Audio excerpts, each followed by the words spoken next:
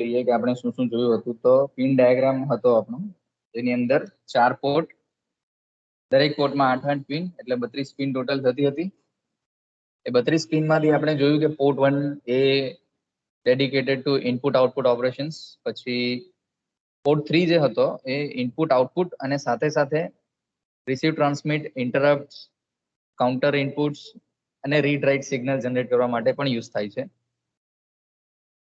ત્યાર પછી આપણે બીજી ક્રિસ્ટલની પિન પણ જોઈ હતી અને જોયું હતું કે ભાઈ ઇનપુટ તરીકે યુઝ કરવું છે, તો ઇનપુટ તરીકે યુઝ કરવા માટે પ્રોગ્રામિંગમાં સેટિંગ શું કરવું પડે. તો આ બે લાઈન છે, મૂવ a, #0ffh, જેનાથી પોર્ટ ઇનપુટ તરીકે બિહેવ કરશે. એટલે કે ઇનપુટ તરીકે આપણે કોન્ફિગર કરવું હોય તો આ રીતનું કંઈક સેટિંગ કરવું પડે પ્રોગ્રામિંગની અંદર. એના પછી આપણે જોયું કે ભાઈ ઇન્ટરફેસ કરીએ તો કેવી રીતે કરીએ. તો અહીંયા આગળ પોર્ટ 1 ને ઇનપુટ બનાવેલો છે, પોર્ટ 2 ને આઉટપુટ બનાવેલો છે, અને આઉટપુટમાં આપણે એક આઉટપુટ ડિવાઇસ લગાવ્યું છે જે છે એલસીડી, અને ઇનપુટ ડિવાઇસ તરીકે અહીંયા લગાવ્યું છે આપણે કીપેડ. તો આની અંદરનો પ્રોગ્રામ શું છે એ તો અત્યારે આપણે જોતા નથી. એના પછી આપણે જોયું કે ભાઈ પોર્ટ 3 ની અલગ અલગ ફંક્શનાલિટી કઈ કઈ છે. તો ફંક્શનાલિટીમાં પહેલા રિસીવ ટ્રાન્સમિટ પિન વિશે જોયું હતું, પછી T0 T1 આ બે પિન કાઉન્ટર ઇનપુટ્સ છે. જ્યારે ટાઈમર, અંદરના જે ટાઈમર રેજિસ્ટર્સ છે 16 બીટના, એની વેલ્યુ આપણે ક્રિસ્ટલથી વધારવી ના હોય, એટલે કે ઇન્ટરનલ ક્લોકથી વધારવી ના હોય, એની જગ્યાએ આપણે કાઉન્ટર પિન્સનો યુઝ કરવો હોય તો ત્યારે પણ આપણે આ રેજિસ્ટર્સની વેલ્યુ વધારી શકીએ. એક્સટર્નલ ઇવેન્ટ્સને કાઉન્ટ કરવી હોય તો આપણે કરી શકીએ છીએ આ બે પિન્સ. એના પછી આપણે આ પણ ડાયાગ્રામ થોડો જોયો, જેમાં ટીમોડ નું એક સ્ટ્રક્ચર બતાવેલું છે. ટીમોડ SFR છે, જેમાં કાઉન્ટર તરીકે વાપરવું છે કે ભાઈ ટાઈમર તરીકે, તો તેના માટે CT12 નામના બે બીટ્સ આપેલા છે. તો એક ટાઈમર 1 ને ડેડિકેટ કરે છે, બીજો ટાઈમર 0 ને કરે છે. એના પછી બે પિન આપણે જોઈ, જે બે ઇન્ટરપ્ટ પિન્સ હતી, અને જ્યારે પણ આ ઇન્ટરપ્ટ આવે તો આપણો પ્રોગ્રામ પોતાનો ફ્લો બીજી જગ્યાએ ટ્રાન્સફર કરે છે, અને ક્યાં ટ્રાન્સફર કરશે તો એનું વેક્ટર એડ્રેસ ફિક્સ છે, એની ડાયરેક્શન પહેલાથી ફિક્સ છે કે ભાઈ આ લોકેશન પર જ જશે. તો દરેકના ઇન્ટરપ્ટ વેક્ટર એડ્રેસ પણ આપણે જોયા. ત્યાર પછી RST પિન બાકી છે આપણી, અને રીડ રાઇટ પિન વિશે પણ જોયું કે જ્યારે એક્સટર્નલ મેમરી લગાવશું તો ફક્ત અને ફક્ત ત્યારે જ આ બે પિન આપણને કામ આવશે. એના પછી ROM નું ઇન્ટરફેસિંગ નું થોડોક જસ્ટ ડાયાગ્રામ જોયો હતો. મેમરી ઇન્ટરફેસિંગ ટોપિક જ્યારે આવશે ત્યારે થોડું પાછું અને જોશું આપણે, પણ અત્યારે ખાલી આ બે પિન વિશે આપણે જોતા છીએ. તો આ તો રોમ છે, તો રોમમાંથી ખાલી આપણે પ્રોગ્રામ રીડ કરીએ, એટલે રાઈટ પિનને આપણે કોઈ જગ્યાએ અટેચ નથી કરી, રાઈટ પિન એમની એમ જ છે. એના પછી આપણે જોયું કે ક્રિસ્ટલ, તો ક્રિસ્ટલ કેવી રીતે એને કનેક્ટ કરવાનું, કઈ પિન ઉપર કનેક્ટ કરવાનું. તો 18 અને 19 નંબરની બે પિન છે, ત્યાં આપણે ક્રિસ્ટલ કનેક્ટ કરશું, અને બંને ક્રિસ્ટલના સાથે આપણે લો વેલ્યુનો કેપેસિટર પણ લગાવીએ છીએ, જેના બીજા ટર્મિનલને ગ્રાઉન્ડ કરવામાં આવે છે. ત્યાર પછી આપણે અહીંયા ગાડી અટકેલા હતા મશીન સાયકલ પર, બરાબર. તો મશીન સાયકલ એટલે શું? તો માઇક્રો પ્રોસેસર હોય કે માઇક્રો કંટ્રોલર, એ ચોક્કસ ટાઈમ લે છે. કોઈ પણ ઇન્સ્ટ્રક્શન એક્ઝિક્યુટ કરવી હોય, ફેચ, ડીકોડ, એક્ઝિક્યુટ, 3 જે સ્ટેપ્સ આવે છે, એને કરવા માટે માઇક્રો કંટ્રોલરને થોડો ઘણો ટાઈમ લાગે છે. એ ટાઈમ અહીંયા આગળ ક્લોક પલ્સીસમાં કાઉન્ટ કરવામાં આવે કે ભાઈ એક ક્લોક પલ્સ થાય તો કંઈક કામ થાય, બીજું ક્લોક પલ્સ થાય તો બીજું કંઈક કામ થાય. તો તેવી જ રીતે અહીંયા આગળ આ જે XTAL લખ્યું છે, XTAL, એ આપણું ક્રિસ્ટલ ઓસિલેટર જે બને ને, એ જે પલ્સીસ જનરેટ કરે છે, એ પલ્સીસ અહીંયા આગળ ડ્રો કર્યા છે. તો એ પલ્સીસ તો કન્ટિન્યુઅસલી જનરેટ કરતું જ રહેશે. આપણે એમાંના અમુક પાર્ટ પર ખાલી ધ્યાન આપીએ તો જોજો. આપણે જોશું આ લાઈન મેં એક ડ્રો કરી દીધી, આના લેફ્ટ સાઈડ ઘણા બધા પલ્સીસ છે, એને આપણે ડિસ્કાર્ડ કરી દઈએ. અને આ એક બીજી લાઈન છે, એ મેં ડ્રો કરી, એની રાઈટ સાઈડ પણ ઘણા બધા પલ્સીસ છે, એને ડિસ્કાર્ડ કરી દઈએ. તો ટૂંકમાં જ્યારે પણ આપણે સાઇન વેવ પણ જોઈએ તો સાઇન વેવ તો કન્ટિન્યુઅસ હોય, એનો આપણે અમુક પાર્ટ જ લઈએ ને એનાલિસિસ માટે. તેવી જ રીતે આ અમુક પાર્ટ લીધો છે આપણે. આટલો જ પાર્ટ કેમ લીધો એ પણ જોઈ લઈએ. તો જોજો આમાં જે એક સાયકલ કમ્પ્લીટ થાય છે, એક સાયકલ એટલે કે આટલો પાર્ટ, એક સાયકલ ને એક પલ્સ કહેવામાં આવે છે. ઓકે, એક સાયકલ એટલે એક પલ્સ. આ પલ્સ કોના દ્વારા જનરેટ થયું? તો ક્રિસ્ટલ ઓસિલેટર દ્વારા. એટલે કે 12 મેગાહર્ટ્ઝ નો ક્રિસ્ટલ બનાવીએ તો 12 મેગાહર્ટ્ઝ ના પલ્સીસ અહીંયા જનરેટ થશે. જેટલો ક્રિસ્ટલ હશે તેટલું જ જનરેટ થશે, એનાથી ડિવાઈડ બાય 2 થશે એવું નથી. માઇક્રો પ્રોસેસરમાં તમે ભણ્યા હશો કે ત્યાં એવું નથી, ત્યાં થોડું અલગ સિનારીઓ છે. તો પલ્સીસને નામ આપવામાં આવે છે P1, એટલે કે આ લો અને હાઈ, આ એક પલ્સ થયો જેનું નામ આપવામાં આવ્યું છે P1. એના પછી એક બીજો લો હાઈ પલ્સ આવશે, એટલે કે લો અને હાઈ, આ એક બીજો પલ્સ થયો. ઠીક છે, તો આ બે પલ્સ મળીને એક નામ આપી દીધું છે. એને નામ આપ્યું છે કે ભાઈ સ્ટેટ, એટલે કે સ્ટેટ 1 તમે ઉપર દેખાતું હશે સ્ટેટ 1 લખેલું. તો ઇન શોર્ટ સ્ટેટ 1 ની અંદર બે પલ્સીસ છે. બે પલ્સીસને જસ્ટ એક નામ આપ્યું છે સ્ટેટ 1, અને સ્ટેટમાં બે પલ્સીસ છે જેના નામ છે P1 અને P2. તો એક સ્ટેટમાં બે પલ્સ. એવી જ રીતે બીજા બે પલ્સ છે P1 P2, એને કમ્બાઈન કરીને એક બીજું નામ આપ્યું છે, એનું નામ છે સ્ટેટ 2. પછી સ્ટેટ 3, સ્ટેટ 4, સ્ટેટ 5 અને સ્ટેટ 6. તો આમ મળીને ટોટલ સ્ટેટ 6 છે. જે આ જે XTAL લખ્યું છે એ પલ્સીસ છે જે જનરેટ થતા છે આપણા ક્રિસ્ટલ ઓસિલેટરથી. તો આ ટોટલ મળીને કેટલા પલ્સીસ દેખાય છે તમને? એક સ્ટેટમાં બે પલ્સ છે, તો ટોટલ કેટલા પલ્સ થયા? 12 થયા ને. તો આ 12 પલ્સીસને, 12 ક્લોક પલ્સીસને એક મશીન સાયકલ કહેવામાં આવે છે. ઓકે, એક machine cycle means 12 clock pulses અથવા તો ક્લોક સાયકલ્સ. તો 12 ક્લોક સાયકલ થશે એક મશીન સાયકલની અંદર. તો હવે આ મશીન સાયકલ કેટલા ટાઈમમાં પૂરી થશે? 1 સેકન્ડમાં, 2 સેકન્ડમાં, 1 માઇક્રો સેકન્ડમાં, 12 માઇક્રો સેકન્ડમાં? તો એ ડિપેન્ડ કરે છે કે આપણે ક્રિસ્ટલ કેટલા મેગાહર્ટ્ઝનું લગાવીએ. ઓકે, તો તમે જસ્ટ આટલું મને કહો કે સપોઝ આપણે 12 મેગાહર્ટ્ઝનો ક્રિસ્ટલ લગાવીએ, 12 મેગાહર્ટ્ઝ, તો જે પલ્સીસ જનરેટ થશે એ એક પલ્સનો ડ્યુરેશન કેટલો હશે? કોઈ કહી શકે છે? એક જ પલ્સનો ડ્યુરેશન. 12 મેગાહર્ટ્ઝનો ક્રિસ્ટલ છે, ફ્રીક્વન્સી આટલી છે, તો એક પલ્સનો ટાઈમ કેટલો હશે? કોઈ કહી શકે છે? એક પલ્સનો time means time duration from this to this. જે ગ્રીન કલરનું મેં ડ્રો કર્યું છે એ બે વચ્ચેનો ટાઈમ કેટલો? 1 હર્ટ્ઝ. ફ્રીક્વન્સી તો 12 મેગાહર્ટ્ઝ છે. બોલો સ્ટુડન્ટ્સ, કોઈને ખ્યાલ આવે છે કેટલો ટાઈમ થશે? ફ્રીક્વન્સી આપણને આપેલી છે તો ટાઈમ જ ફાઇન્ડ કરવાનો છે. તો કેવી રીતે ટાઈમ ફાઇન્ડ થશે? બોલો. T is equals to frequency સાથે કેવું રિલેશન છે? ટાઈમ અને ફ્રીક્વન્સીનું ઇક્વેશન બોલો. ટાઈમ વર્સિસ ફ્રીક્વન્સીનું equation. T equal to 1 upon f. 1 upon f, simple હે ને. આપણે એના પરથી ખબર પડી જશે કે ભાઈ એક પલ્સનો ટાઈમ કેટલો છે, હે ને. એક પલ્સનો જ ટાઈમ મળે, આજે ટી મળે એક પલ્સનો મળે, તો 1/12 મેગાહર્ટ્ઝ કરી દેવાનું. ઓકે, 0.083. હા, 0.083. આટલા શું સેકન્ડ, માઇક્રો સેકન્ડ, મિલી સેકન્ડ શું? ચાલો આ જરા કેલ્સીમાં કરી લઈએ. 1/12 તો 0.083. હવે બાજુમાં યુનિટ શું લખશું? યુનિટ કોણ કહેશે? તો મેગા છે ને, નીચે મેગા છે તો ઉપર શું જશે? માઇક્રો. નીચે મેગા છે એટલે કે 10⁻6 છે, તો ઉપર 10⁻⁻6 થશે ને, એટલે માઇક્રો સેકન્ડ. તો ઇન શોર્ટ એક પલ્સનો ટાઈમ થયો 0.083 માઇક્રો સેકન્ડ.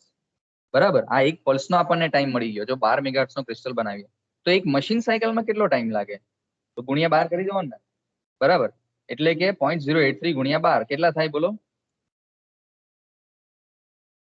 માઇક્રો સેકન્ડ ગુણ્યા 12. તો કેલ્ક્યુલેટર નહીં વાપરો, સિમ્પલ. જો આપણે 0.083 કેવી રીતે મળ્યું? તો 1/12 થી મળ્યું ને, તો ગુણ્યા 12 જ કરવાનું ને. તો 12 કેન્સલ થઈ ગયા, તો આન્સર કેટલો આવ્યો?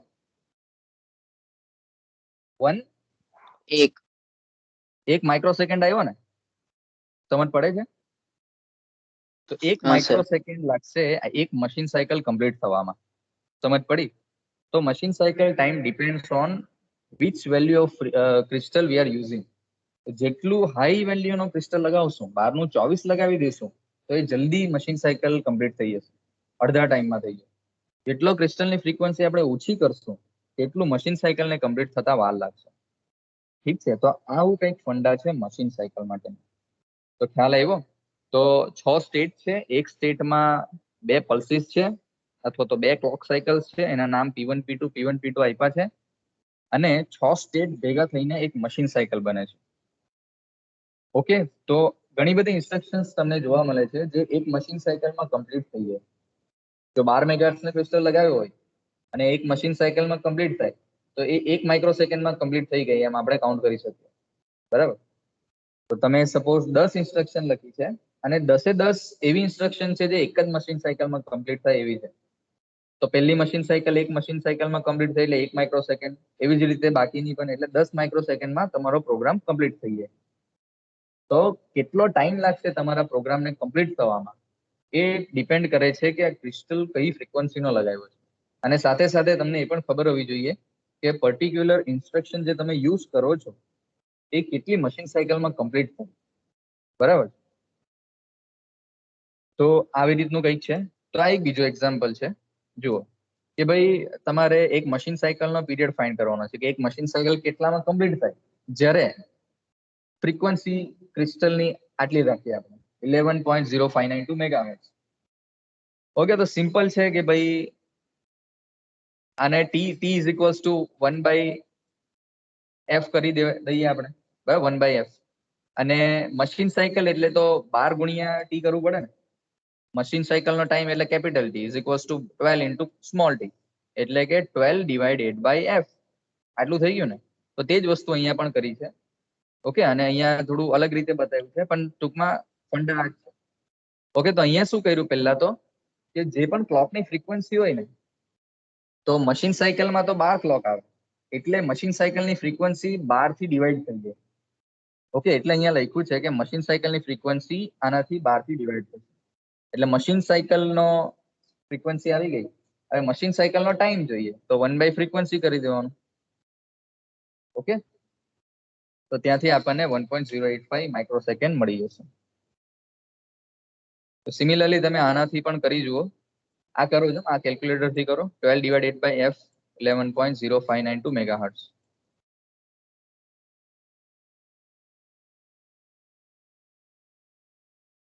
તો 12 ડિવાઇડેડ બાય 11.0592 જુઓ કેટલો આવ્યો? 1.085 આવ્યો.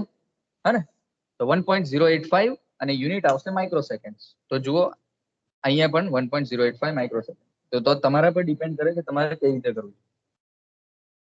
ઓકે, તો અહીંયા શું કર્યું છે? ડિવાઈડ બાય 12 જ કરી દીધું છે ડાયરેક્ટલી. કેમ કે જો મશીન સાયકલની અંદર 12 ક્લોક આવે એટલે ક્લોક ફ્રીક્વન્સી ને આપણે ડિવાઈડ કરી દઈશું મશીન સાયકલની ફ્રીક્વન્સી જ્યારે ફાઇન્ડ આઉટ કરવી હોય ત્યારે. અને બીજું એક વસ્તુ ધ્યાન આપવા જેવી અહીંયા એ છે કે ALE સિગ્નલ છે. ALE સિગ્નલ એટલે કે એક પિન માંથી જનરેટ થાય છે. તો માઇક્રો કંટ્રોલરની એક પિન છે એડ્રેસ લેચ એનેબલ, જે એડ્રેસ અને ડેટાને ડીમલ્ટીપ્લેક્સ કરવા માટે કામ આવે છે. તો તે પણ જનરેટ થાય છે દરેક મશીન સાયકલની અંદર 2 વખત. તો 2 વખત તો ક્યારે? તો જસ્ટ એના પર ધ્યાન આપો. તો એ જનરેટ થાય છે તો બુકમાં તમને એવી રીતે લખેલું જોવા મળશે કે S1P2 to S2P1, S1P2 to S2P1. S1P2 એટલે આ જુઓ, આ P2 છે ને, કયા સ્ટેટનો P2 છે? S1 નો છે. તો S1P2 થી સ્ટાર્ટ થયું ને ટુ S2P1 એટલે કે સ્ટેટ 2. જુઓ આ સ્ટેટ 2 છે સેકન્ડ. એનું P1 ક્યારે કમ્પ્લીટ થાય? તો જુઓ અહીંયા આગળ P1 કમ્પ્લીટ થાય એટલે કે એડ્રેસ લેચ એનેબલ સિગ્નલ એક મશીન સાયકલની અંદર S2P1 થી લઈને S1P2, અરે S1P2 થી S2P1 આટલા ડ્યુરેશનમાં એક્ટિવ થાય. Similarly S4P2 to S5P1. Okay, તો 2 વખત ALE સિગ્નલ જનરેટ થાય છે. તો જ્યારે 2 ઓપરાન્ડ કલેક્ટ કરવાના હોય તો બંનેના એડ્રેસ અહીંયા ગાડીથી જનરેટ થઈ શકે.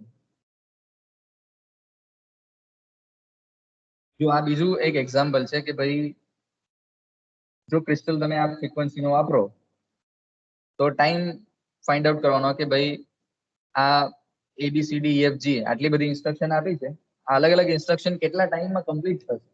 તો તેના માટે તમારે શું કરવું પડે કે ધારો કે A નામની ઇન્સ્ટ્રક્શન છે આ, તો તે કેટલા મશીન સાયકલમાં કમ્પ્લીટ થાય તે તમારે જાણકારી લેવી પડે. એ તમને ખબર પડી ગયું તો તમે ફ્રીક્વન્સી પરથી તો કેલ્ક્યુલેટ કરી જ શકો ને.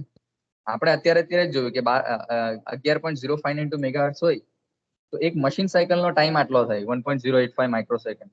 બરાબર, આ વેલ્યુ પણ તમને યાદ રહી જશે 1.085 માઇક્રોસેકન્ડ. જો 12 મેગાહર્ટ્ઝ નો ક્રિસ્ટલ હતે તો 1 માઇક્રોસેકન્ડ થશે. તો જેટલી મશીન સાયકલ હોય એટલાથી ગુણાકાર કરી દેવાનો, એટલે તમને ખબર પડી જાય કે આ ઇન્સ્ટ્રક્શન આટલા ટાઈમમાં પૂરી થઈ. સિમિલરલી ફોર અધર ઇન્સ્ટ્રક્શન. ઓકે, તો આપણે જે રેફરન્સ બુક છે એ હું તમને અત્યારે બતાવી દઉં. આઈલા નામની એક રેફરન્સ બુક છે જે તમને મેં સ્ટાર્ટિંગમાં બતાવી હતી. તો તેમાં એપેન્ડિક્સ એ આપેલું છે જેમાં કઈ ઇન્સ્ટ્રક્શન કેટલા બાઇટની છે અને કેટલી સાયકલમાં કમ્પ્લીટ થાય છે તે લખેલું. સાયકલ એટલે કે અહીંયા મશીન સાયકલ. તો આ જુઓ બધી એક મશીન સાયકલની છે. આ જે લેફ્ટ સાઈડ પર જેટલી પણ ઇન્સ્ટ્રક્શન છે બધી એક મશીન સાયકલમાં કમ્પ્લીટ થાય, એટલે ઇન્ડિવિજ્યુઅલી એક મશીન સાયકલ લેશે.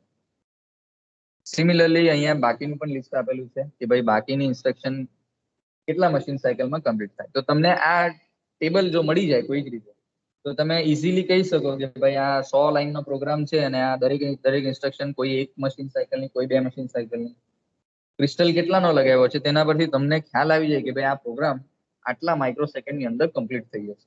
ઓકે, તો ટાઈમિંગ ફાઇન્ડ આઉટ કરવા માટે મશીન સાયકલનો ફંડા ઇમ્પોર્ટન્ટ છે. એના પછી પોર્ટ 2 આવે છે. તો પોર્ટ 2 ની અંદર 21 થી 28 એવી રીતે ટોટલ 8 પિન છે. અને પોર્ટ 2 ની કોઈ ઇન્ડિવિજ્યુઅલ પિન એક્સેસ કરવી હોય તો P2.0, P2.7, P2.1 એવી રીતે એને એક્સેસ કરી શકો તમે. ઓકે, ધારો કે તમે પોર્ટ 2 ની કોઈ પિનને આઉટપુટ બનાવ્યો. તો આઉટપુટ બનાવવા માટે પહેલે સ્ટેપ તો તમને ખબર છે કે 0 નાખવું પડે. 0 નાખો તો આઉટપુટ બને અને 1 નાખો તો ઇનપુટ બને. તો તમે આઉટપુટ કોઈક રીતે બનાવી દીધું છે આ પર્ટિક્યુલર પિનને. હવે એ પિનને આઉટપુટ તો તમે બનાવી દીધું અને તમે કોઈક એલઈડી પણ લગાવો છો. બરાબર, એલઈડી તમે લગાવી દીધી અને તમારી ઈચ્છા છે કે ભાઈ આ એક એલઈડી ને જ ગ્લો કરાવી છે, અથવા તો તમે બીજી પિન પર પણ એલઈડી લગાવી છે. પોર્ટ 2.0 પર લગાવી છે અને પોર્ટ 2.1 પર પણ લગાવી છે ધારો કે. બરાબર, અને તમારી ઈચ્છા છે કે ખાલી એક જ પિનને ઓન કરવી છે, બીજીને નથી કરવી. તો તે ટાઈમે આપણે શું કરવાનું, ખાલી પોર્ટ 2.0 પિનને જ એક્ટિવેટ કરવાનું. એટલે કે એ બીટનું જ ખાલી પ્રોગ્રામિંગ કરવાનું. તો બીટનું પ્રોગ્રામિંગ કેવી રીતે થાય, તો એના માટેની ઇન્સ્ટ્રક્શન છે સેટ. સેટ એટલે કે હાઈ વેલ્યુ કરવાની, અને આ પર્ટિક્યુલર બીટ જ છે ને, એટલે કે સેટ બીટ. કયું બીટને સેટ કરવાના, તો P2.0 ને. તો તમે આવી રીતે લખી શકો, સેટ બીટ P2.0. એનો મતલબ થાય કે આ પોર્ટ પર બાકી ગમે તે લગાવેલું હોય, ખાલી હાઈ કોણ થશે તો પોર્ટ 2.0 જ થશે. ઠીક છે, સિમિલરલી બીજા પોર્ટ માટે પણ એવું. તો ઇન્ડિવિજ્યુઅલ બીટ એડ્રેસ કરવું હોય તો તમે આવી રીતે લખી શકો, port 2.x, x may be 0 to 7. અને તમારે આખો પોર્ટ જ ઓન કરવો હોય, એટલે કે બધી જ એલઈડી ઓન કરવી હોય, તો તે ટાઈમે તમારે શું કરવાનું, એ પોર્ટમાં એક વેલ્યુ નાખવાની. કઈ વેલ્યુ નાખવાની, હાઈ વેલ્યુ, એટલે કે FF હેક્સાડેસિમલ નાખી દેવાનું ડાયરેક્ટલી. તો 8 પોર્ટ પર 8 પિન ઉપર હાઈ વેલ્યુ આપણને મળી જાય. તો પોર્ટ 2 નું બીજું કામ શું છે, તો હાયર ઓર્ડર એડ્રેસ બાઇટ્સ. તો higher order address bytes generate કરવાનું કામ પણ કોનું છે, પોર્ટ 2 નું જ છે. તો પોર્ટ 2 ના ફંક્શનમાં આપણે જોઈએ તો પોર્ટ 2 કામ કરશે ઇનપુટ તરીકે, આઉટપુટ તરીકે અને હાયર ઓર્ડર એડ્રેસ બાઇટ તરીકે. તો પોર્ટ 2 નું લોકેશન પણ તમે જોઈ લો. અને આ એક પોર્ટ એવો હતો જેમાં પિનના નંબરિંગ નીચેથી ઉપર કરેલા છે. બરાબર, પોર્ટ 2.0 નીચે છે, પછી પોર્ટ 2.1. એવી જ રીતે એડ્રેસ બીટ જે છે ને એ બી નીચેથી જ સ્ટાર્ટ થાય છે. જુઓ A8, A9. બાકીના કોઈ પણ પોર્ટમાં તમે જોવા જાઓ તો નંબરિંગ ઉપરથી કરેલા છે. એ નંબરિંગ ડિપેન્ડ કરે છે કે અંદર હાર્ડવેર કેવી રીતે એકબીજા સાથે કનેક્ટ કરેલું. ને જેવી ડિઝાઇનિંગ વખતે જે ઈઝી પડે ને વાયરિંગમાં, જે ટ્રેક બનાવે પીસીબી વાળો, તો જે ઇઝીએસ્ટ ટ્રેક હોય તે રીતે આનું પિન ડાયાગ્રામ બને.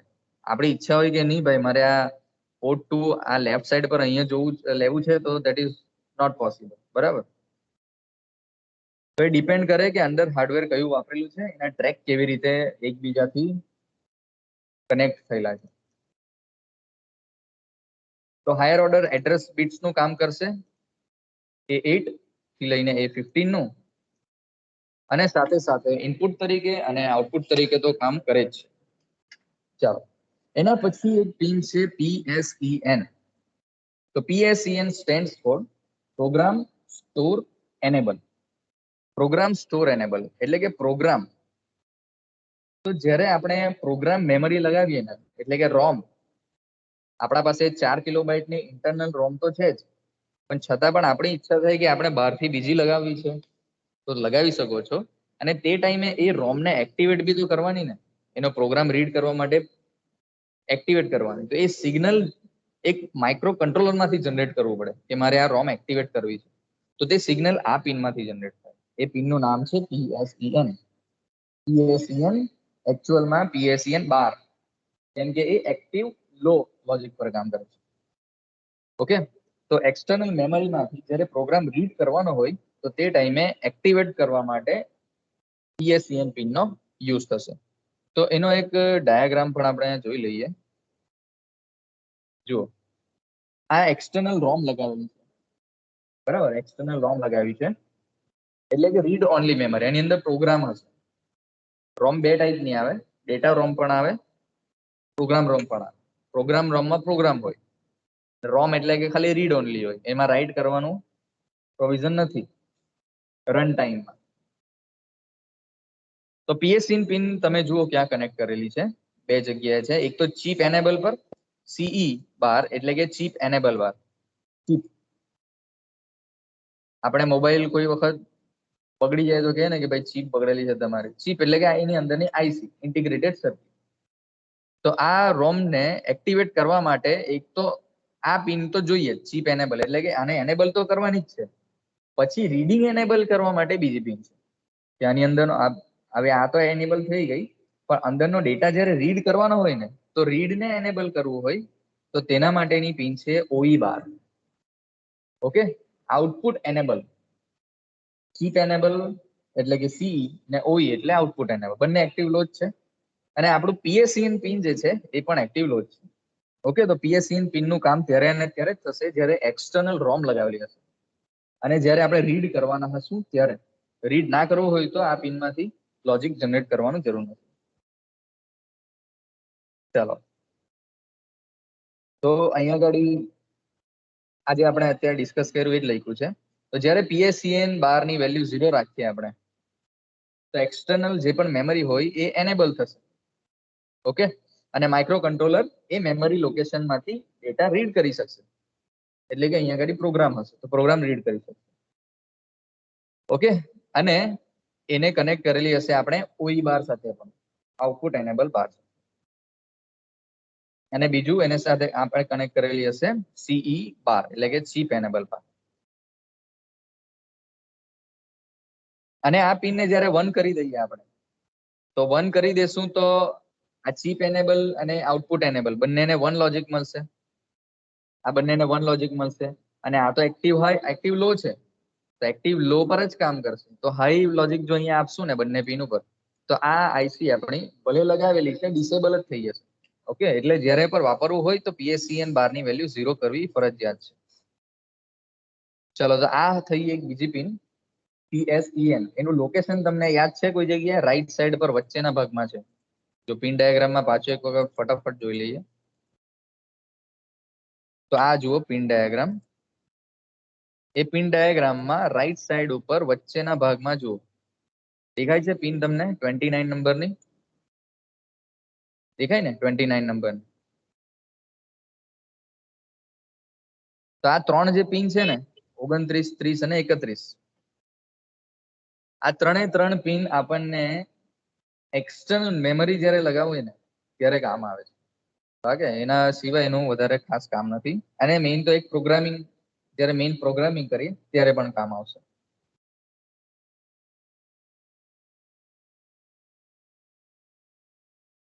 ચલો, તો હવે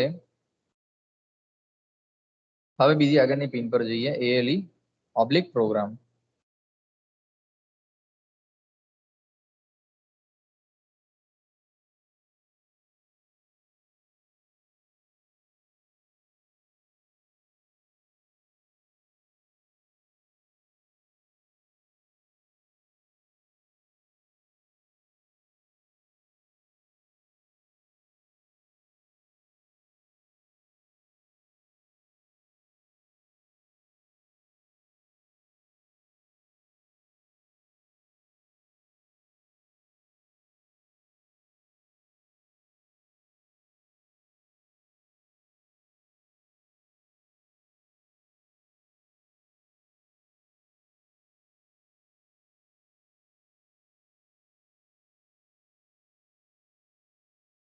ઓકે, તો આના પછી આવે છે ALE ઓબ્લિક પ્રોગ પિન. તો ALE આપણે ALE પિન આવવા પહેલા પણ ઘણી વખત ALE સાંભળી લીધું છે. તેનું ફૂલ ફોર્મ છે કંઈક એડ્રેસ લેચ એનેબલ. તો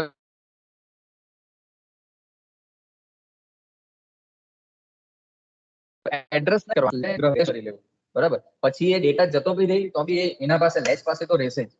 ઓકે, અને એ એક્ટિવ હાઈ પિન છે એક. આ પિન જ્યારે મલ્ટિપલ મેમરી આપણે લગાવશું, ઇન્ટરનલ મેમરી સિવાય બહારથી મેમરી લગાવશું, તો ત્યારે એડ્રેસ અને ડેટા એ બેને ડીમલ્ટીપ્લેક્સ જ્યારે કરવાનું કામ આવે ત્યારે આ ALE પિનનો આપણે યુઝ કરશું. તો એ કેવી રીતે થાય તો જુઓ અહીંયા ગાડી ફોર એક્ઝામ્પલ આપણે કોઈ પણ રોમ હોય તો રોમ ની અંદર પ્રોગ્રામ લખેલો છે આપણને ખબર છે. તો પ્રોગ્રામ એના અલગ અલગ લોકેશન પર લખેલો હોય, હા ને, અને દરેક લોકેશન નું ફિક્સ એડ્રેસ હોય. તો એ એડ્રેસ કયું છે તે એડ્રેસ લાઈન જનરેટ કરે ને પહેલા તો, બરાબર. તો આ 8 બીટ છે ને બીજી પણ બીટ હશે, પોર્ટ 2 ની પણ બીટ હશે. તો એ કમ્બાઈન થઈને એડ્રેસ બનાવશે, હા ને.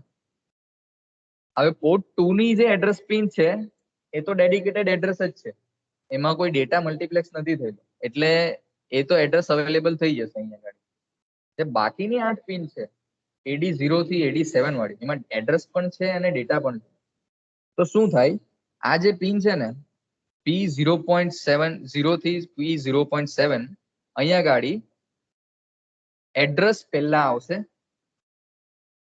પછી એડ્રેસ આવ્યા પછી આ જ લાઈન ઉપર ડેટા પણ આવી જશે. આપણે જાતે બદલવાના નથી ડેટાને, પણ પહેલા એડ્રેસ આવશે પછી ડેટા આવશે. તો આપણે શું કરશું, આ એડ્રેસ તો આવી ગયું, એટલે કે અહીંયા આગળ એડ્રેસ છે અને આ જ 8 લાઈનને આપણે ખેંચેલું છે, તો અહીંયા પણ એડ્રેસ છે, પણ જોઈએ છે અહીંયા તો ડેટા. ઓકે, તો થશે શું પહેલા એ જોઈ લઈએ. તો એડ્રેસ બે જગ્યાએ અવેલેબલ થઈ ગયું, આ જ લાઈન અહીંયા પણ ખેંચેલી છે રાઈટ સાઈડ પણ.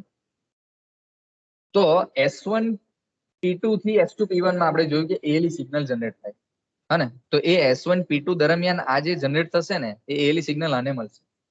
આ કોણ છે, આ લેચ છે, લેચ 8 બીટ નો લેચ. DDI માં આપણે ભણ્યા છે એના વિશે.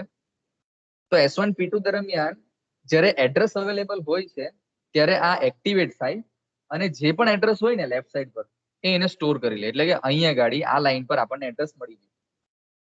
હવે એના પછી શું થાય, એના પછી એડ્રેસ આ લાઈનમાંથી ગાયબ થઈ જાય, એની જગ્યાએ ડેટા આવવા લાગે. અને એક જ લાઈન પર બે કામ કરવાનું ને, તો એડ્રેસ તો ગાયબ થઈ ગયું અને હવે ડેટા આવવા લાગ્યા. તો ડેટા આવવા લાગ્યા એટલે એ ડેટા લાઈન પર તો મળી જ ગયા ને. પણ તે ટાઈમે શું થશે, આ લેચ નું જે ALE સિગ્નલ છે એ તો 0 થઈ ગયેલું ને, એટલે હવે એ ડેટાને લેચ નહીં કરશે. જે જૂનું એડ્રેસ લેચ કરેલું હતું ને એ એની પાસે રહી જશે. ઓકે, તો પહેલે જે એડ્રેસ આવ્યું અને પછી ગાયબ થઈ ગયું, તો એ ગાયબ થવા પહેલા એને આપણે કોઈક રીતે સ્ટોર કરી લીધું, તો તેના માટે યુઝ થયું આ એડ્રેસ લેચ એનેબલ. તો અહીંયા એડ્રેસ પણ મળી જાય અને ડેટા પણ મળી જાય. તો 8 જ પિન છે, પહેલે એડ્રેસ આવ્યું પછી ડેટા આવ્યું, તો બંનેને છૂટા પણ પાડવાના ને, તો એ છૂટા પાડવા માટે આનો યુઝ થયો છે લેચ.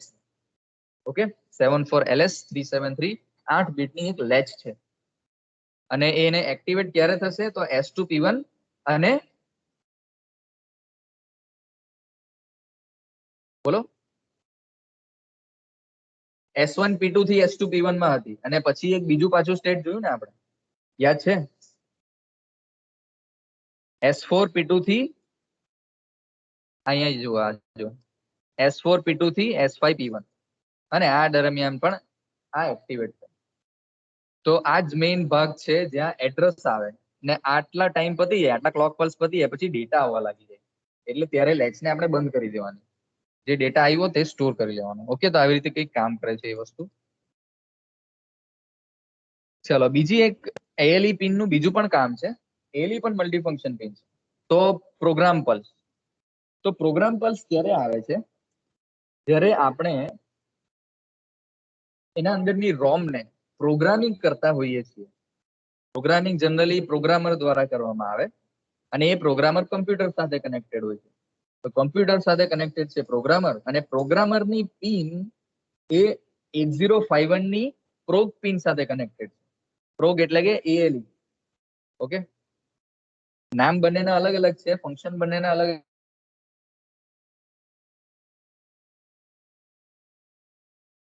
અલગ, પણ પ્રોગ પિન ઉપર આપણે પ્રોગ્રામરની એક પિનને કનેક્ટ કરશું. એનું લોકેશન પણ તમે જોઈ લો, ALE જે લોકેશન પર છે ત્યાં ને ત્યાં જ છે. એ પણ તો આ જોઈ લો, જ્યાં ALE છે ત્યાં છે આ પ્રોગ પિન.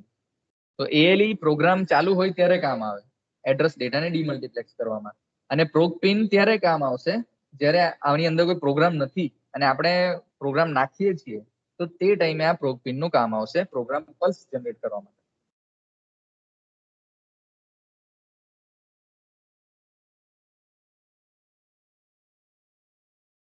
એના પછી આવે છે EA12 VPP.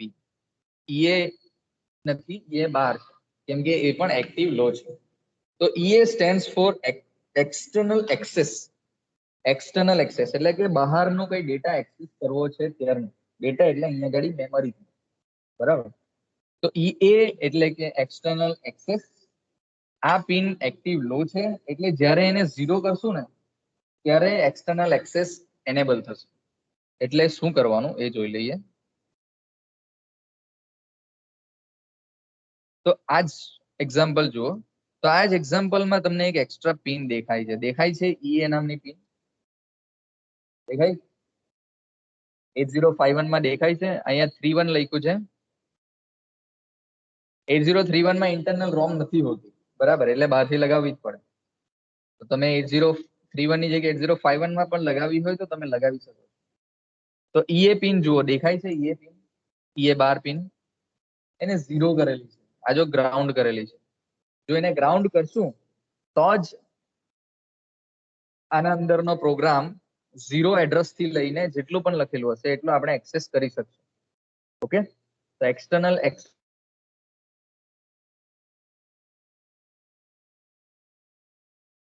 કરવા પણ હવે 8051 જે છે ને એની અંદર તમને ખબર છે કેટલી રોમ છે, કેટલા કિલોબાઇટ છે, યાદ કરો. કેટલી? 128 બાઇટની રેમ છે. રોમ કેટલી છે યાદ છે? સિમ્પલ વસ્તુ જો, ઓકે, યાદ કરી લો. 4 કિલોબાઇટ, 4 કિલોબાઇટની રોમ છે. એની અંદર પ્રોગ્રામ આટલો મોટો નાખી શકીએ આપણે. તો એનું લોકેશન પણ આવી રીતે થાય ને કે 0000 હેક્સાડેસિમલ, પછી 0001 હેક્સાડેસિમલ, એટલે દરેક લોકેશન ઉપર આપણે કંઈક ને કંઈક પ્રોગ્રામ લખેલો હોય ને, તો જો આ પિન ને આપણે 0 કરેલી હોય EA12 ને, તો ઇન્ટરનલ જે પણ પ્રોગ્રામ લખેલો હોય ને એ રન નહીં થાય. કેમ કે આપણે એક્સટર્નલ એક્સેસ માંગી છે, તો ઇન્ટરનલ પ્રોગ્રામ રન ના થાય તે ટાઈમે, જ્યારે EA12 ની વેલ્યુ આપણે 0 કરી હોય, કેમ કે આપણે એક્સટર્નલ એક્સેસ કરવા માંગીએ છીએ, તો ઇન્ટરનલ રોમ ડિસેબલ થઈ જશે ત્યારે. પણ જો આ EA12 ની વેલ્યુ આપણે 1 રાખીએ, 1 એટલે કે હાઈ, એટલે કે અહીંયા VCC આપી દઈએ, પ્લસ VCC, તો એક્સટર્નલ એક્સેસ આપણે ડિસેબલ રાખ્યું છે, તો તે ટાઈમે શું થશે, તો અંદરની 4 કિલોબાઇટની રોમ યુઝ થશે તે ટાઈમે, ત્યારે અંદરનો પ્રોગ્રામ રન થશે. અને જો આપણે મેમરી લગાવી હોય અને આ PSEN પિન થી એક્ટિવેશન પણ આપ્યું હોય, EA12 ની વેલ્યુ તો 1 જ છે જોજો, તો ઇન્ટરનલ મેમરી અને 4 કિલોબાઇટ ઉપરનો જે પણ પ્રોગ્રામ હોય તે તમે અહીંયાથી એક્સેસ કરી શકો બહારની મેમરીમાં. તો 4 કિલોબાઇટની ઉપરનો જો પ્રોગ્રામ હોય તો તમે EA12 ને 1 રાખવાનું, એટલે અંદરનો પણ પ્રોગ્રામ રન થાય, બહારનો પણ રન થાય. પણ જો ખાલી તમારે બહારનો જ કરાવવો છે, અંદરનો નથી કરાવવો, તો તે ટાઈમે તમારે EA12 ને શું કરવું પડે? 0 કરવું પડે, કેમ કે એક્સટર્નલ એક્સેસ માંગો છો તમે. ઓકે, તો આને લો અથવા તો હાઈ કરી શકીએ આપણે, એટલે EA અને VPP નું નામ રાખ્યું છે. પછી છે પોર્ટ નંબર 0. તો પોર્ટ નંબર 0 નું કામ શું છે જોઈ લો. તો પોર્ટ નંબર 0 આપણે જોયું, એ પણ ઇનપુટ આઉટપુટ તરીકે કામ કરશે. ઇનપુટ આઉટપુટ તો થઈ ગયું, એને કેવી રીતે ઇનપુટ બનાવવાનું, કેવી રીતે આઉટપુટ બનાવવાનું એ પણ ખબર જ છે આપણને, પણ સાથે સાથે એ એડ્રેસ નું પણ કામ કરે છે અને ડેટાનું પણ કામ કરે છે. ઓકે, તો એડ્રેસ અને ડેટા એ ઓટોમેટિક આપશે. એડ્રેસ આપશે, થોડા ટાઈમ પછી એ ડેટા આપવાનું ચાલુ કરશે. તો આપણે શું કરેલું, એને એડ્રેસને લેચ કરી લીધું, પછી ડેટાને બીજી લાઈનથી લઈ લીધું, એટલે 8 માંથી 16 લાઈન આપણે જાતે બનાવી દીધી લેચનો યુઝ કરીને. ઠીક છે, તો ડીમલ્ટીપ્લેક્સ આપણે કર્યું. હવે આ એડ્રેસ પોર્ટ 0 જેવો છે, જેના સૌથી વધારે ફંક્શન છે. બાકીના પોર્ટમાં તમે જુઓ તો એક ફંક્શન હોય, બે ફંક્શન હોય અથવા તો 3 ફંક્શન હોય. પણ આ પોર્ટ 0 એવો છે કે એ 4 ટાઈપના ફંક્શન કરે છે. એડ્રેસનું, ડેટાનું, ઇનપુટનું, આઉટપુટનું મેક્સિમમ ફંક્શનાલિટી અહીંયા છે. એટલે હાર્ડવેરમાં થોડોક અહીંયા પ્રોબ્લેમ છે. એટલે જ્યારે પણ આ પોર્ટને આપણે આઉટપુટ તરીકે યુઝ કરવો હોય તમારે, તો ત્યારે તમારે એક્સટર્નલ પુલ-અપ રેઝિસ્ટર્સ લગાવવો પડે હાઈ લોજિક પ્રોવાઈડ કરવા માટે. ઓકે, તો એ જ્યારે આપણે પોર્ટ જોશું ને, પોર્ટનું અંદરનું સ્ટ્રક્ચર ડિટેલમાં, ત્યારે તમને વધારે ખ્યાલ આવશે. પણ અત્યાર પૂરતું ખાલી એટલું યાદ રાખવાનું છે કે પોર્ટ 0 ને જ્યારે આઉટપુટ તરીકે યુઝ કરવું હોય તો એક્સટર્નલ પુલ અપ રેઝિસ્ટર્સની આપણે જરૂર પડશે. તો 8 રેઝિસ્ટરની જરૂર પડે આપણને. ઓકે, એનું સ્ટ્રક્ચર જરા આપણે ઉપર પરથી જોઈ લેશું આજે. અને બીજી પિન છે વીસીસી અને ગ્રાઉન્ડ. તો સિમ્પલ, જેમ આપણને કંઈ કામ કરવું હોય તો આપણે પણ ફૂડ લઈએ, એવી જ રીતે આનું પણ એનું ફૂડ છે, એનો પાવર સપ્લાય. તો જનરલી આ જે 8051 સિરીઝની જેટલી પણ આઈસી છે એ +5 ડીસી વોલ્ટ પર કામ કરે છે. ઓકે, તો એની બે પિન છે વીસીસી અને ગ્રાઉન્ડ. તો જુઓ, આ પોર્ટના સ્ટ્રક્ચર છે. આપણે કહીએ ને કે ભાઈ 4 પોર્ટ છે, તો 4 પોર્ટમાંથી આ 4 પોર્ટની એક એક પિન વિશે લખેલું છે. બરાબર, આપણે 32 પિન છે, તો 32 માંથી 4 જ પિન બતાવેલી છે. તો પહેલું છે પોર્ટ 0, તો પોર્ટ 0.x એટલે કે પોર્ટ 0.1, 2, પોર્ટ 0.0 કોઈ પણ એક પિન છે. તેનું અંદરનું સ્ટ્રક્ચર જુઓ, કંઈક આ રીતનું છે. સિમિલરલી પોર્ટ 1 છે એની બાજુમાં, એનું કંઈક અંદરનું સ્ટ્રક્ચર આ એક જ પિનનું અંદરનું છે. હા ને, આપણે કીધું ને કે પોર્ટ 1 એટલે કે એના પાસે 8 બીટનો લેચ છે. આપણે જ્યારે આર્કિટેક્ચર ભણતા હતા ત્યારે દરેક પોર્ટ પાસે 8 બીટનો લેચ હોય છે, આપણે એમ જોયેલું. તો જુઓ, એક પિન પાસે એક લેચ છે ને, ડી લેચ. એવી જ રીતે આ જ પોર્ટની બીજી 7 પિન પણ છે ને, તો 7 બીજા લેચ પણ હશે. ઓકે, તો જ્યારે ડેટા આવે અથવા તો જાય તો આ લેચ થ્રુ થઈને જાય. ઓકે, તો હમણાં તમે ખાલી એટલું વસ્તુ જુઓ કે દરેક બાકીના જે પોર્ટ છે ને 1, 2 અને 3, એમાં ઇન્ટરનલ પુલઅપ આપેલું છે. ઇન્ટરનલ પુલઅપ છે, અહીંયા આગળ ઇન્ટરનલ પુલઅપ છે, અહીંયા આગળ ઇન્ટરનલ પુલઅપ. અને તો એ ઇન્ટરનલ પુલ અપ એટલે કે હાઈ લોજિક પર પુલ કરવાનું. જ્યારે પણ એ પિનને આઉટપુટ તરીકે વાપરીએ અને એ પિન ઉપર હાઈ લોજિક આપણે પ્રોવાઈડ કરવું હોય, તો આ પુલઅપ રેઝિસ્ટર્સ છે જે પ્રોવાઈડ કરશે હાઈ લોજિક. તો આ પોર્ટ 1, 2 અને 3 ત્રણ જગ્યાએ તો છે, પણ આ પુલઅપ રેઝિસ્ટર પોર્ટ 0 માં નથી. ઓકે, કેમ કે એને મલ્ટિપલ ફંક્શન વધારે પડતા આપી દીધા છે. એડ્રેસ, ડેટા, ઇનપુટ આઉટપુટ વધારે પડતા, એટલે હાર્ડવેર કોન્ફિગરેશનમાં એ લોકોથી સેટ નથી થયું. એટલે આપણે શું કરવું પડે, બહારથી એક્સટર્નલ પુલઅપ રેઝિસ્ટર લગાવવું પડે. અને એ પુલઅપ આની વેલ્યુ વીસીસી ઉપર વીસીસી રાખવું પડે. તો જ્યારે પણ આ પોર્ટને આઉટપુટ તરીકે વાપરવું હોય તે ટાઈમે આ પુલઅપ રેઝિસ્ટર છે જે એને હાઈ વોલ્ટેજ પ્રોવાઈડ કરશે. અધરવાઇઝ હાઈ વોલ્ટેજ મળશે જ નહીં એને.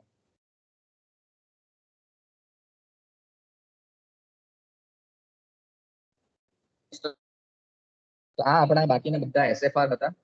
એમાંના ઘણા બધા એસએફઆર તો આપણે જોશું જ 1 by 1. પણ અમુક એસએફઆર આપણે જ્યારે ટોપિક ચાલતો ગયો ત્યારે ઉપરથી જોયા છે આપણે. તો તમને નામ કદાચ યાદ આવતા હશે. જો પોર્ટ આ તો તમને ખબર જ છે, પોર્ટ 0 લેચ પોર્ટ. અને દરેક પોર્ટને ફિક્સ્ડ એડ્રેસ પણ આપેલા છે. આ એડ્રેસ ક્યાં છે? તો 128 બાઇટની જે રેમ છે એની ઉપરના જે લોકેશન છે તે આ બધા લોકેશન. ઠીક છે, અહીંયા પણ તમે જોઈ શકો આ 128 બાઇટની જે રેમ છે એની ઉપરનો જે ભાગ છે 7F પછીનો, 7F પછી આવે છે 80. તો 80 લોકેશન થી સ્ટાર્ટ થાય છે આપણા એસએફઆર. અને 128 બાઇટનો એક સ્પેસ છે, એની અંદર બધા રેન્ડમલી ડિસ્ટ્રીબ્યુટ કરીને આપણને આપેલા છે. અને દરેક એસએફઆર ના એડ્રેસ પણ ફિક્સ રાખેલા છે. ઓકે, તો અહીંયા આગળ આપણો પિન ડાયાગ્રામનો ટોપિક કમ્પ્લીટ થાય છે. હવે આપણો એક સવાલ હતો કે ભાઈ 11.0592 મેગાહર્ટ્ઝ ની ફ્રીક્વન્સી કેમ રાખવામાં આવે, બરાબર? એના વિશે થોડુંક જોઈ લઈએ. તો આ જે ઇક્વેશન છે તે જ છે આપણે જે અત્યારે જોયું ને, તે આ જ વસ્તુ છે, બરાબર? આપણે થોડું અલગ રીતે જોયું હતું, પણ આ એક ઇન્સ્ટ્રક્શનને એક્ઝિક્યુટ થવા માટેનો ટાઈમ છે, બરાબર? તો ઇન્સ્ટ્રક્શન ધારો કે એક મશીન સાયકલમાં કમ્પ્લીટ થાય, તો આ machine cycle number of cycles અહીંયા લખ્યું છે, અને પછી લખ્યું છે 12 ડેસિમલ, ડી એટલે કે ડેસિમલ નંબર, અને ડિવાઇડ બાય ક્રિસ્ટલ ફ્રીક્વન્સી. તો આપણે જોજો એક મશીન સાયકલનો ટાઈમ આપણે કીધો ને કે T for machine cycle is equal to capital T આપણે નામ આપ્યું, ઇઝ ઇક્વલ ટુ આપણે 12 સાયકલ હતી ને એક મશીન સાયકલમાં, એટલે 12 ગુણ્યા સ્મોલ ટી કરેલું, હે ને? એક સાયકલનો ટાઈમ એટલે ટી સ્મોલ ટી, અને મશીન સાયકલનો ટાઈમ એટલે કેપિટલ ટી. તો હવે સ્મોલ ટી કેવી રીતે મળે? તો સ્મોલ ટી આપણને મળે 1 બાય ક્રિસ્ટલની ફ્રીક્વન્સીથી, 1 બાય ક્રિસ્ટલની ફ્રીક્વન્સીથી. તો તે જ વસ્તુ અહીંયા લખેલું છે, જુઓ 12 ડિવાઇડેડ બાય ક્રિસ્ટલ ફ્રીક્વન્સી. આ જો 12 ડિવાઇડેડ બાય ક્રિસ્ટલ ફ્રીક્વન્સી. અને આ તો એક મશીન સાયકલ માટે થયું ને. તો હવે બની શકે કે કોઈ ઇન્સ્ટ્રક્શન એકથી વધારે મશીન સાયકલની હોય, તો તેના માટે ખાલી આગળ લખી દીધું છે સી. તો સી ઇક્વલ ટુ 2 મતલબ 2 machine cycle, C equal to 1 મતલબ 1 મશીન સાયકલ. તો ઇન શોર્ટ આ જે ટાઈમ આપણને બતાવે છે that is time for particular instruction. અને ઇન્સ્ટ્રક્શન પ્રમાણે આ ટાઈમ બદલાતો રહે છે, કોઈ 1 મશીન સાયકલની હોય, કોઈ 2 મશીન સાયકલની, એવી રીતે. ઓકે, તો હવે શું હોય જ્યારે આપણે આ વિચિત્ર નંબરની ફ્રીક્વન્સી યુઝ કરીએ ત્યારે જે સિરિયલ કોમ્યુનિકેશનની બોર્ડ રેટ છે, જે કોમ્પ્યુટર્સ અને બીજા માઇક્રો કંટ્રોલર ડિવાઇસીસ એક્સેપ્ટ કરે છે, તે છે આ જુઓ 19200, 9600, 4800, 2400, 1200, 300 હર્ટ્ઝ, અથવા તો આને બીપીએસ કહેવામાં આવે છે, બીટ્સ પર સેકન્ડ, અથવા તો નંબર ઓફ સિગ્નલ ચેન્જીસ પર સેકન્ડ, અથવા તો એને કહેવામાં આવે છે બોર્ડ રેટ. તો આ બોર્ડ રેટ છે જેના ઉપર આપણા માઇક્રો કંટ્રોલર અને કમ્પ્યુટર એકબીજા સાથે ડેટાની સિરિયલી આપ-લે કરે. તો આ ફિક્સ છે વેલ્યુઝ, અને આ વેલ્યુઝ ત્યારે જ પોસિબલ થશે જ્યારે આપણે આ 11.0592 મેગાહર્ટ્ઝ નો ક્રિસ્ટલ લગાવ્યો હશે ત્યારે. 12 મેગાહર્ટ્ઝ નો લગાવશું તો આ જે ફિક્સ વેલ્યુ છે એ આપણને નહીં મળે, ઉપર નીચે મળશે.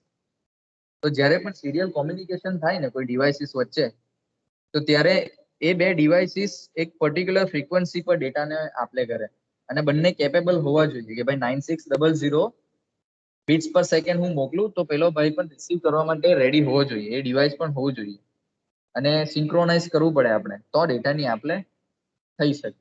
બરાબર?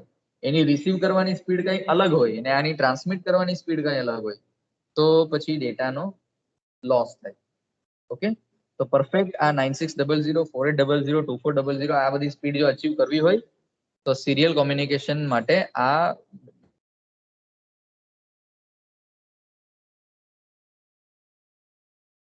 એક મશીન સાયકલનો ટાઈમ કેટલો છે? આમાં કેટલો હતો? કેટલા માઇક્રોસેકન્ડ? 1.085 માઇક્રોસેકન્ડ. બરાબર? જો 12 મેગાહર્ટ્ઝ હોય તો 1 માઇક્રોસેકન્ડ.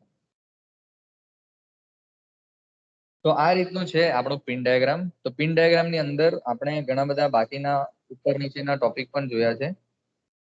તો કોઈને કોઈ ડાઉટ હોય તો પૂછી શકો છો.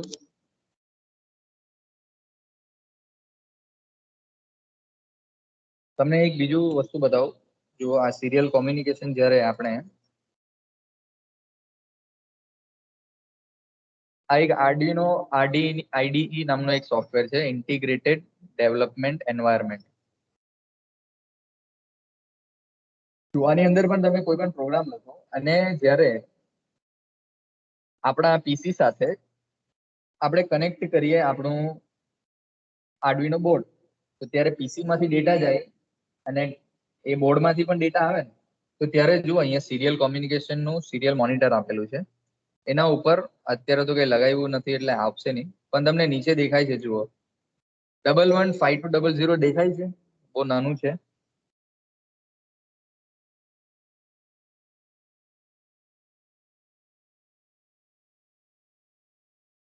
આ દેખાય છે 115200, હે ને? તો આ બોર્ડ રેટ છે કે ભાઈ આટલી સ્પીડ પર ડેટાની આપ-લે થવાની. ઓકે, તો આ બોર્ડ રેટ આપણે આપણી રીતે ચેન્જ પણ કરાવી શકીએ છીએ અહીંયાથી. જ્યારે કંઈક લગાવ્યું હશે, આપણે કનેક્ટ કર્યું હશે, ત્યારે આ ઓપ્શન એનેબલ થશે.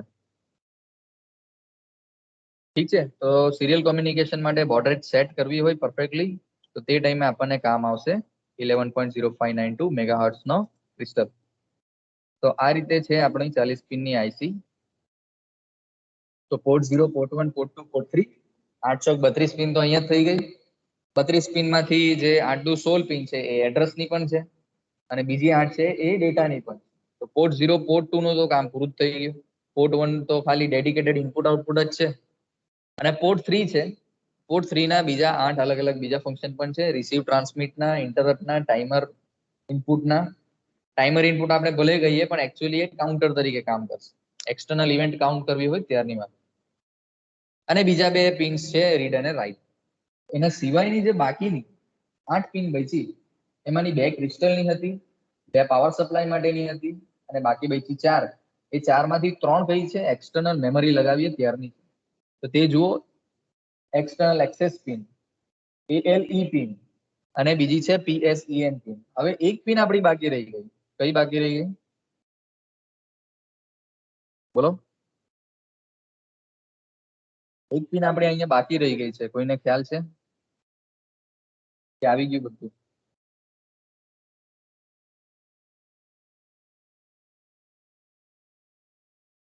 જોઈ લો દરેક પિન વિશે થોડું. કઈ? Reset 9 number. Reset 1. 9 number pin RST એટલે કે રીસેટ. તો રીસેટ વિશે થોડું જોઈ લઈએ. ચાલો, જો આ છે રીસેટ પિન, આના ઉપર પણ થોડુંક ધ્યાન આપી દો. તો રીસેટ પિન નું કામ એવું છે. હવે આપણને મશીન સાયકલ શું છે તો ખબર પડી ગઈ. મશીન સાયકલ એટલે કે 12 ક્લોક પલ્સીસ અને 12 મેગાહર્ટ્ઝ નો ક્રિસ્ટલ હોય તો ભાઈ એક મશીન સાયકલ 1 માઇક્રો સેકન્ડમાં કમ્પ્લીટ થાય, આપણને એટલી ખબર પડી. તો જો રીસેટ પિન ને 2 મશીન સાયકલ સુધી હાઈ વેલ્યુ આપીએ, 2 મશીન સાયકલ સુધી રીસેટ પિન ને હાઈ વેલ્યુ આપીએ તો માઇક્રો કંટ્રોલર રીસેટ થઈ જાય. હવે જો 12 મેગાહર્ટ્ઝ નું ક્રિસ્ટલ હોય તો આપણને ખબર પડી ગઈ કે 2 માઇક્રો સેકન્ડ સુધી જો રીસેટ પિન પર હાઈ પલ્સ આપીએ પછી છોડી દઈએ, મિનિમમ 2 માઇક્રો સેકન્ડ, વધારે આપવું હોય તો તમારી મરજી, પણ આપીને પછી છોડી દેવાનું, તો માઇક્રો કંટ્રોલર પોતાને રીસેટ કરે. રીસેટ કરે એટલે શું કે એ પ્રોગ્રામ પાછો 0000 હેક્સાડેસિમલ થી રન કરવાનો સ્ટાર્ટ કરી દે. અને રીસેટ કરીએ ત્યારે બીજી પણ 2-4 વસ્તુ થાય, તેના ઉપર ધ્યાન આપી દઈએ. તો જુઓ, પહેલે પ્રોગ્રામ કાઉન્ટર પોતાની વેલ્યુ 00 કરી દેશે. હા ને, પ્રોગ્રામ કાઉન્ટર જ છે જે માઇક્રો કંટ્રોલર ને કહે છે કે ભાઈ તારો ઇન્સ્ટ્રક્શન ક્યાંથી રન કરવાની. હા ને, તો એ કહેશે કે ભાઈ અહીંયાથી રન કરવાની બિગિનિંગ. તો 00 ની પણ આપણે આવી રીતે લખીએ 0000, બરાબર? 16 બીટ નો છે ને પ્રોગ્રામ કાઉન્ટર. તો 0000 હેક્સાડેસિમલ થશે અને બેંક 0 સિલેક્ટ થશે બાય ડિફોલ્ટ. ઓકે, આપણે ભલે પ્રોગ્રામની અંદર લખેલું હોય કે બેંક 1 સિલેક્ટ કરવાનું છે, તમને યાદ હશે એક ફ્લેગ છે, ફ્લેગની પણ એને PSW કીધેલું છે. આપણે PSW નામનો એક SFR છે, પ્રોગ્રામ સ્ટેટસ વર્ડ, જ્યાંથી આપણે આ સેટિંગ કરીએ કે આપણે કઈ બેંક યુઝ કરવાની. હા ને, 4 બેંક આપણી પાસે અવેલેબલ છે RAM ની અંદર, બેંક 0, બેંક 1, બેંક 2, બેંક 3. દરેકે દરેક રજિસ્ટરના નામ પણ સેમ જ રાખેલા, R0 થી R7, R0 થી R7. તો આપણે કયા R0 કે કયા R7 માં નાખીએ છીએ ડિપેન્ડ કરે કે આપણે કયું બેંક સિલેક્ટ કરેલું છે, અને એ બેંક સિલેક્ટ થાય PSW. તો તમે પ્રોગ્રામમાં ગમે તે બેંક સિલેક્ટ કરેલું હોય, રીસેટ કરો તો એ રીસેટ થઈ જાય, એટલે કે તમારી બેંક 0 સિલેક્ટ થઈ. બેંક 0 સિલેક્ટ થાય, રજિસ્ટર બેંક 0, પછી પ્રોગ્રામ કાઉન્ટરની વેલ્યુ 00 થઈ જાય, પછી સ્ટેક પોઇન્ટર એની વેલ્યુ થઈ જાય છે 07 હેક્સાડેસિમલ. સ્ટેક પોઇન્ટર 07 બની જશે અને બધા પોર્ટ ઉપર હાઈ વેલ્યુ જશે, FFH એટલે કે 11111111. એટલે તમે ધારો કે LED લગાવેલી છે, પ્રોગ્રામ તમે બધો બાકીનો લખ્યો છે કે ઇનપુટ બનાવવાનું, આઉટપુટ બનાવવાનું, જે પણ બનાવવાનું હોય, પણ એક વખત રિસ્ટાર્ટ કરો ને તો બધા પોર્ટ હાઈ થાય, બધા પર LED લગાવેલી હોય તો બ્લિંક થશે બધી LED, અને પછી તમારા પ્રોગ્રામ પ્રમાણે LED બંધ થઈ જશે જે પણ લખેલો છે. પણ ટૂંકમાં જ્યારે તમે રીસેટ કરો તો બધા પોર્ટની પિનની વેલ્યુ હાઈ થઈ જાય, 1111 થઈ જાય. તમે પ્રોગ્રામ ના પણ લખેલો હોય ને તો પણ એ બધી LED તમને ગ્લો થતી દેખાશે. ઓકે, તો આ રીસેટ કરો ત્યારે આ વસ્તુ યાદ રાખવાની, બધા પોર્ટની વેલ્યુ હાઈ થાય, સ્ટેક પોઇન્ટરની વેલ્યુ 07 થાય, પ્રોગ્રામ કાઉન્ટરની વેલ્યુ 0000 હેક્સાડેસિમલ થાય અને સ્ટેક પોઇન્ટરની વેલ્યુ 07 અને બેંક 0 સિલેક્ટ થઈ જાય. હવે આનું હાર્ડવેરમાં કનેક્શન કેવી રીતે આપવાનું તો તે વસ્તુ છે અહીંયા. આપણે એમ કીધું કે 2 મશીન સાયકલ સુધી હાઈ પલ્સ મળવો જોઈએ. હા ને? તો જ્યારે આપણે પાવર ઓન કરીએ ફર્સ્ટ ટાઈમ ત્યારે પણ એને રીસેટ પલ્સ આપણે આપી દેવાનું. તો એ તો હવે ઓટોમેટિક 2 મશીન સાયકલ સુધી ઓન રહેવું જોઈએ ને. તો આ કેપેસિટર અને આ રેઝિસ્ટર એવી રીતે સિલેક્ટ કરવામાં આવે કે આ કેપેસિટરને ચાર્જ થવામાં ઓછામાં ઓછા 2 મશીન સાયકલ જેટલો ટાઈમ લાગે. બરાબર? જે એ ડિપેન્ડ કરે છે કે ક્રિસ્ટલ કેટલા મેગાહર્ટ્ઝ લગાવ્યો છે. બરાબર? ક્રિસ્ટલ અલગ હશે તો તે રીતે મશીન સાયકલનો ટાઈમ પણ અલગ હશે. એ રીતે કેપેસિટર રેઝિસ્ટરની વેલ્યુ પણ આપણે ચેન્જ કરવી પડે. તો આ પર્ટિક્યુલર વેલ્યુઝ ડિપેન્ડ કરે છે કે આપણે કેટલા મેગાહર્ટ્ઝનો ક્રિસ્ટલ લગાવ્યો છે અને આપણી મશીન સાયકલનો ટાઈમ કેટલો છે. તો 2 મશીન સાયકલ જેટલો મિનિમમ ટાઈમ અને લાગવો જોઈએ. તો જ્યાં સુધી આ કેપેસિટર ચાર્જ થાય ને ત્યાર સુધી અહીંયા ગાડી એક હાઈ પલ્સ જનરેટ થતો રહે. કેપેસિટર ચાર્જ પૂરો થઈ જાય પછી એને 0 પલ્સ મળે. ક્યાંથી મળે તો આ ગ્રાઉન્ડેડ છે ને ઓલરેડી રેઝિસ્ટર થ્રુ ગ્રાઉન્ડેડ છે એટલે પછી એને 0 પલ્સ મળે. એટલે આવી રીતે પાવર ઓન રીસેટ સર્કિટ આને કહેવાય. તો પાવર ઓન કરીએ તો કેપેસિટર ચાર્જ થવામાં થોડો ટાઈમ લાગે. જેટલો ટાઈમ લાગે એટલા ટાઈમ સુધી પેલી રીસેટ પિન હાઈ થઈ જાય. કેપેસિટર ફૂલ્લી ચાર્જ થઈ ગયો પછી રીસેટ પિનને 0 વેલ્યુ મળી જાય. એટલે કે 2 મશીન સાયકલ સુધી ઓન રહી ગયું તો રીસેટ થઈ ગયો. અને બીજું છે મેન્યુઅલ રીસેટ, કે તમારો પ્રોગ્રામ તો ભાઈ ચાલુ જ છે અને તમારી ઈચ્છા થઈ કે ભાઈ હવે મારે આને રીસેટ કરવું છે. એક તમે એડિશનલ એક બટન લગાવી દીધું કેપેસિટરના એક્રોસમાં. હવે જ્યારે પણ તમે કી પ્રેસ કરશો ને તો જોજો આ 5 વોલ્ટ છે ને એ 5 વોલ્ટ અહીંયાથી ડાયરેક્ટ રીસેટ પિન જ મળી જાય. હે ને? તો 2 મશીન સાયકલ સુધી તમારે આ પ્રેસ રાખવાનું એટલે તમારું માઇક્રો કંટ્રોલર રિસ્ટાર્ટ થઈ જાય. 2 મશીન સાયકલ એટલે 12 મેગાહર્ટ્ઝ હોય તો 2 માઇક્રોસેકન્ડ. તો હવે તમે દબાવીને જસ્ટ છોડી જ દો ને તેમાં પણ 2 માઇક્રોસેકન્ડ તો થઈ જાય ને. બરાબર ને? એટલે આ રીતે રીસેટ ફંક્શન કામ કરે છે. તો આઈ હોપ બધાને ખ્યાલ આવી ગયો હશે. કોઈને કોઈ ડાઉટ હોય તો પૂછી શકો છો. તો 40 પિન વિશે તમને ખબર હોવી જ જોઈએ તો જ તમે આ હાર્ડવેરને તમારી ઈચ્છા મુજબ કામ કરાવી શકો. પ્રોગ્રામિંગ તમે સારી રીતે કરી શકો. ઓકે.